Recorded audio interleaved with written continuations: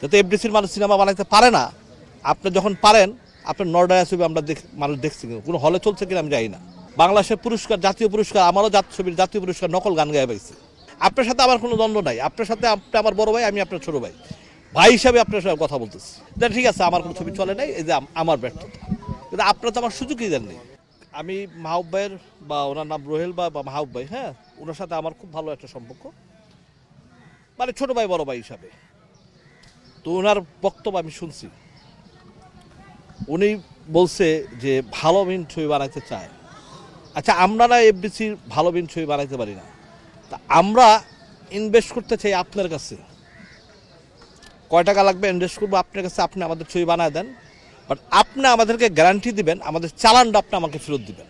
আমাদের 1 টাকা লাভ দরকার নাই। আপনার সিনেপ্লেক্সে আপনার ছবি চালান, কোথায় চালান, আপনার প্রফিট করে আপনি নেন, আপনি কি গ্যারান্টিটা আমাকে দিতে পারবেন? তাহলে আপনি যদি বলেন আমাকে ডাকেন, আমি কালকে আইসা আপনার সাথে ডিট করবো। আপনি ছবি বানান, আপনার নাম দেন, আপনি প্রডিউস করেন, আপনার ডিরেক্টর নেন, আপনি কাকে নেবেন সম্পূর্ণ আপনার ব্যাপার, কিন্তু আমি আপনার কাছে ইনভেস্ট করতে চাই।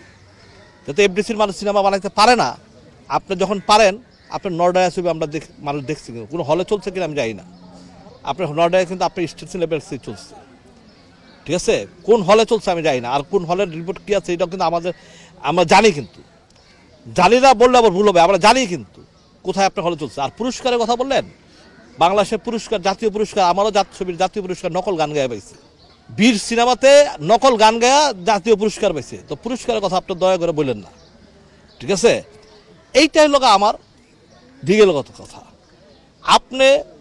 আপনার তো আমার স্টার সিনেমা চালানই নেই, বসুন্ধরা চালান নাই, রাইফেল স্কোয়ার চালান নাই, স্কেচে চালান নাই। আপনারা চালাইছেন কোথায় আমার ছবিটা? আপনারা আমার ছবিটা চালাইছেন নবথিওরা, যেখানে আমি যে নামই শুনে নেই সিনেপ্লেক্সের। তা আপনারা ওইখানে কীভাবে বিচার করেন তো ছবি ভালো? ছবি তো আমার ছবি যারা দেখছে তারা তো কেউ উঠা যায় নাই, তারা তো সবাই ছবি দেখে ভালো বসছে।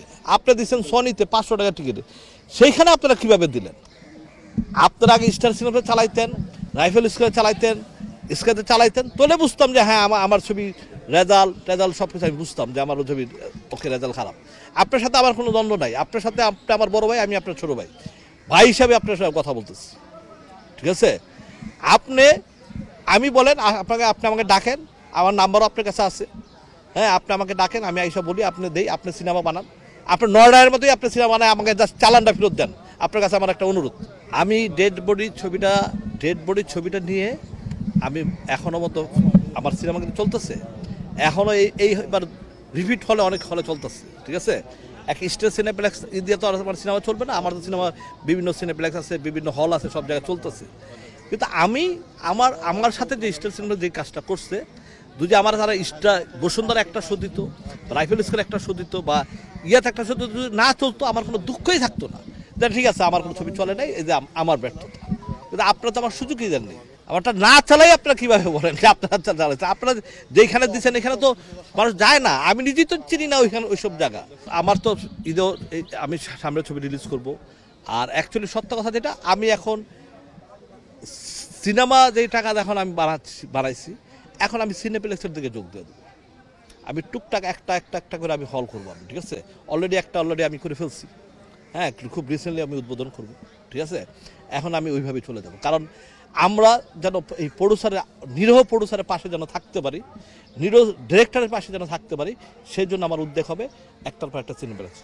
তো বন্ধুরা, এই ভিডিওটি সম্পর্কে আপনাদের কি মতামত? অবশ্যই নিচের কমেন্ট বক্সটিতে আপনাদের মতামত জানাতে ভুলবেন না।